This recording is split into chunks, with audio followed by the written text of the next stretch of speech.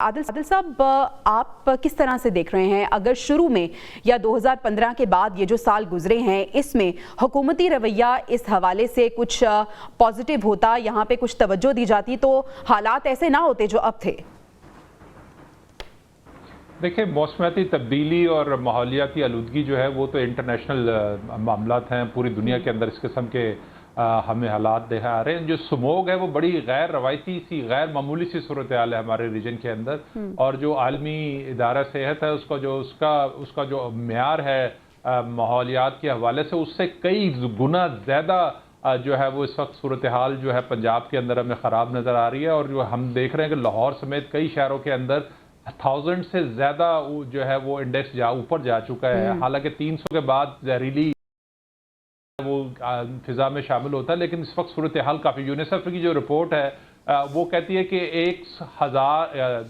1 करोड़ से ज़्यादा जो है वो बच्चा जो है वो इस सूरत हाल से मुतासर हो सकता है। इसके अलावा जो दिगर बीमारियों के शिकार लोग इसके अलावा हैं। ऑलरेडी हुकूमत ने जो इकदाम किए उसमें सबसे बड़ा मसला यह है कि आपने रक्षों पर पाबंदी लगा दी, लेकिन उसके लिए आपने कोई अल्टरनेट सोल्यूशन उनको नहीं दिया। जाहिर सी बात है, रक्षा एक गरीब आदमी चलाता है, जब तक आप उसको कोई अल्टरनेट सोल्यूशन नहीं देंगे वो किस तरह से, अब आपके ने पाबंदी भी लगाई हुई है और दूसरी तरफ उस पाबंदी पे जो है उस तरह से इंप्लीमेंट भी नहीं हो रहा। इसके अलावा और बहुत सारे मामला हैं। 30% जो स्मोक जो है वो इंडिया से जो है पाकिस्तान की तरफ आती है। तो अब इसमें ज़रूरी है कि बायलैटरल जो है वो चैनल खोलना चाहिए इस इशू के ऊपर।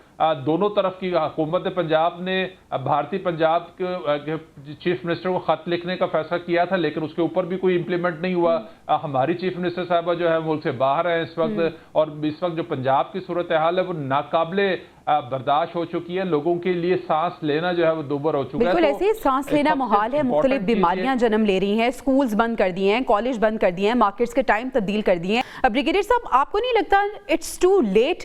ये तमाम इकदाम पहले उठा लेने चाहिए थे। अब तो ये आफत आ गई, अब इकदाम लिए जा रहे हैं तो बहुत टाइम लगेगा इसमें। तो देखें, अगर 2015 से ये प्रॉब्लम चल रही है तो ये अप्रैल मई में why things were not activated. Punjab Indian Punjab government से हमारी पंजाब गवर्नमेंट ने क्यों रब्ता नहीं किया, आपस में कोऑर्डिनेट क्यों नहीं किया? नंबर 1। नंबर 2, आपने उस वक्त जो ब्रिक किलर्स हैं इनको बंद क्यों, जो सबसे बड़ा स्मोक जनरेटिंग फैक्ट्रीज क्यों बंद नहीं की? आपको अभी सोचना चाहिए, बल्कि 3-4 साल पहले सोच देते कि किलन बंद कर दें। आप पूरे सिंध में, कराची में ब्लॉक सीमेंट के होते हैं, उससे कंस्ट्रक्शन आप वो वहां पर शुरू करें और आप स्ट्रेट अवे स्मोक को खत्म कर दें। पूरी क्रॉप जब यहाँ पंजाब में ये चावल की कटती है, गंदम की कटती है, पूरे उसको आग लगा दी जाती है। Why couldn't be manage governance? ठीक है, उसके बाद इस आंसर के स्कूल कॉलेज बंद कर दो, बच्चों की हेल्थ खराब हो रही है, नुकसान हो रहा है। ये अवाम अपने नुमाइंदों को क्यों ले करते हैं? Why do they sit in assemblies? Representative क्यों लाते हैं? कि उनके लिए एक कानून सा दिक्कत, उनके लिए हालात बेहतर, एनवायरनमेंट क्रिएट करें। आपने एनवायरनमेंट वालों से पूछा कि कैसे इसका हल होगा? आपने कोई बाहर से कोई टेक्निकल एडवाइजर लिए, उनसे पूछे कंसल्टेंट के जी कैसे हल हो? आप इस वक्त कह रहे हैं हमने लेटर लिखने, अब व्हाट इज द पर्पस? जब आपका सर पानी इसके ऊपर से गुजर है, सर के ऊपर से, तो आप क्या कर रहे हैं? Is there any answerable? ठीक है ना, ये बातें हमारी अब हमें चाहिए, अवाम को पूछना चाहिए अपने हलकों में, असेंबली में ऑपोजिशन को पूछने बजाय आपके के पीटीए की लड़ाई, ऑपोजिशन की लड़ाई। और ब्रिगेडियर सर, जब हर साल की तरह पता था कि इस साल भी स्मॉग से निपटना पड़ेगा तो फिर पेशगी इक़दाम होने चाहिए थे। सना, आपको भी ऐसा लगता है कि ये इक़दाम जो अब उठाए जाए हुकूमत की जानिब से, ये इक़दाम पहले उठा लेने चाहिए थे और इससे पहले हुकूमत ने इतना सीरियस नहीं लिया था स्मॉग को? नहीं, मेरे ख्याल से तो विद ऑल ड्यू रिस्पेक्ट, आपको पता ही नहीं है, हुकूमत ने तो बहुत सीरियस लिया है। वज़ीर आला पंजाब जेनेवा में बैठी हैं, उसके अलावा जो उनकी मावनत करते रहे हैं साबिक वज़ीर आज़म नवाज शरीफ साहब, उनसे पहले मुख्तलिफ दौरे मुल्कों के कर रहे हैं। वहाँ जाकर वो बता रहे हैं कि देखिए स्मोक कितना बड़ा मसला है और इसके लिए हम बाहर दुनिया के दौरे कर रहे हैं। COP29 का इजलास हो रहा है, उसमें शिरकत कर रहे हैं। मैं वही कह रही हूँ ना, जो माहौलियात की मिनिस्ट्री देखती हैं, उनकी मुशीर मरियम औरंगजेब साहिबा, वो उनके 2 बैग उठा के पूरी दुनिया में घूम रही हैं। तो आप बताएं स्मोक के लिए एफर्ट्स क्यों नहीं कर रहे हैं? वो सबसे पहले आपने स्कूलों के बच्चों को घर बिठा दिया, आपने कॉलेजों के बच्चों को घर बिठा दिया, आपने यूनिवर्सिटीज के बच्चों को घर बिठा दिया, आपने शादियों के ऊपर बैन लगा दिया जो पाकिस्तान का सबसे बड़ा मसला है। आपने कहा जी 2-3 महीने आप शादी हॉल में शादी नहीं कर सकते, बाहर आउटडोर बैठ नहीं सकते। इतने एफर्ट्स करने के लिए देखिए एक ब्रेन चाहिए होता है, और वो ब्रेन ऑब्वियसली पंजाब हुकूमत के पास मौजूद था। उन्होंने बर वक्त इस्तेमाल किया और उन्होंने कहा कि जो जो बाहर मौजूद है उन सबको घरों में भेज दो, जो रिक्शे से अपनी रोजी कमा रहा है उसका रिक्शा, उसका कारोबार बंद कर दो। इससे ज्यादा एफर्ट्स क्या करेंगे? मुझे सिर्फ समझने की जरूरत यह है कि ये तो अप्रैल मार्च की बात कर रहे हैं ब्रिगेडियर हारिस नवाज साहब। विद ऑल ड्यू रिस्पेक्ट, मार्च अप्रैल की क्या जरूरत है? ये अगले साल जाकर प्लानिंग करेंगे कि 2024 में जो डैमेज हुआ था उसको हमने रिकवर कैसे करना है। मेरे ख्याल में हम सूबा सिंध के ऊपर क्रिटिसाइज करते हैं, हारिस साहब खुद सूबा सिंध से ताल्लुक रखते हैं। मुझे ये बताएं कि कराची का जो इंडेक्स है वो अंडर 100 कैसे आ रहा है? कराची में एक जमाने में इतना पोल्यूशन होता था कि लोग सांस नहीं ले सकते थे। देखिए उन्होंने भी तो कुछ ना कुछ एफर्ट्स किए ना। तमाम तर तनकीद आप पाकिस्तान पीपल्स पार्टी पे करें, लेकिन उन्होंने पोल्यूशन को कंट्रोल करने के लिए 1-2% एफर्ट्स किए होंगे। पंजाब हुकूमत की प्रायोरिटीज क्या है कि जो हो गया उसकी रूट कॉज को खत्म करने के बजाय वो सुपरफिशियल इक़दाम कर रहे हैं। इनको करना ये चाहिए था कि अगर पिछले 7-8 साल से ये मसला था तो वो सीजन शुरू होने से पहले हुकूमत पंजाब जो कि भारत में थी उनको खत लिखते, जो इंटरनेशनल कम्युनिटीज थी, जो इंटरनेशनल ऑर्गेनाइजेशंस थी जो कि एनवायरनमेंट के ऊपर काम करती हैं, उनको एक्शन लेने की बात करते कि भारत के ऊपर मुख्तलिफ किस्म की पेनल्टीज लगाएं, उनके खिलाफ इक़दाम किए जाएं कि जो 30% डैमेज है वो वहां से होता है। फिर इनको ये खुद समझने की जरूरत है कि हम इंटरनली क्या गलतियां कर रहे हैं, लेकिन ये सब करने के लिए आपकी तरजीहात कुछ और होती हैं, आप कुछ और सोचते हैं और उस विजन के तहत आप चलते हैं। आपने ऑरेंज लाइन मंसूबा बना दिया, आप ग्रीन ट्रेन की बात करें, न जाने क्या कुछ आप कर रहे हैं, लेकिन जब अब वो इंसान ही मौजूद नहीं होंगे जो कि उस फिजा में सांस लेते हैं, तो फिर किसको आपने ग्रीन लाइन में बिठाना है? आपने ऑरेंज लाइन ट्रेन में किसको बिठाना है जब लोग सांस ही नहीं ले पा रहे? आई थिंक इसको पहले समझने की जरूरत है कि हुकूमत की प्रायोरिटीज क्या है। हुकूमत की प्रायोरिटीज को समझने की जरूरत है। आदिल साहब, सना साहिबा ने तो बता दिया हुकूमत जो है वो क्या कर रही है। आपको भी ऐसा लगता है अवाम के दीगर मसाइल की तरह ये भी एक ऐसा मसला बनता जा रहा है जिसका बज़ाहिर हल तो मुमकिन है लेकिन तवज्जो नहीं है इस तरफ? बिल्कुल ऐसे ही है। वो हम मसनूई बारिश जो है वो सुन रहे थे कि वो कोई पंजाब के अंदर मसनूई बारिश होनी है, वो अभी तक तो बरसी नहीं है, वो पता नहीं कब बरसेगी। पंजाब के अंदर जब लोगों की जो है वहाँ पे खुदा न खास्ता उनकी जान को लाले पड़ जाएंगे, उसके बाद शायद हुकूमत करेगी। अब वो जो हुक्मरान हैं हमारे वो स्विट्ज़रलैंड से लंदन पहुँच गए हैं, तो वो वहाँ पर वक्त गुजारने के बाद जब आएंगे तो देखेंगे उस वक्त तक हमारा जो पंजाब के लोग हैं, अवाम है, वो जिंदा भी रहते हैं कि नहीं रहते।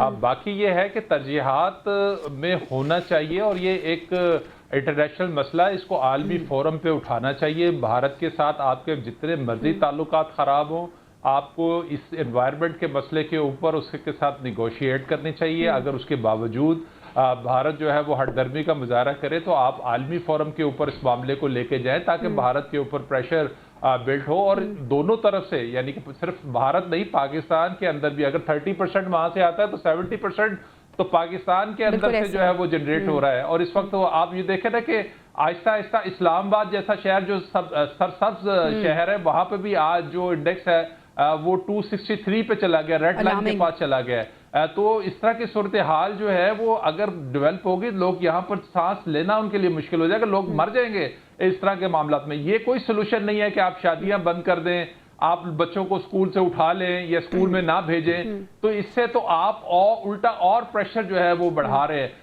तो हुकूमत को जो है वो सोचना चाहिए। ये सिर्फ ठीक है, अव्वल तो इकदाम उठाए नहीं जा रहे और जब मुनासिब वक्त था तब इकदाम नहीं लिए गए, और जो इकदाम जिनकी बात हो रही है वो भी गैर मुनासिब ही लग रहे हैं। ब्रिगेडियर साहब, मसनूई बारिश के हवाले से हो रही है, गो कि मसनूई बारिश भी अभी तक नहीं हुई, लेकिन ये कोई मुस्तकिल हल तो नहीं है। लॉन्ग टर्म प्लानिंग क्या होनी चाहिए हुकूमत की और किस तरह से हुकूमत को इसको सीरियस लेना चाहिए?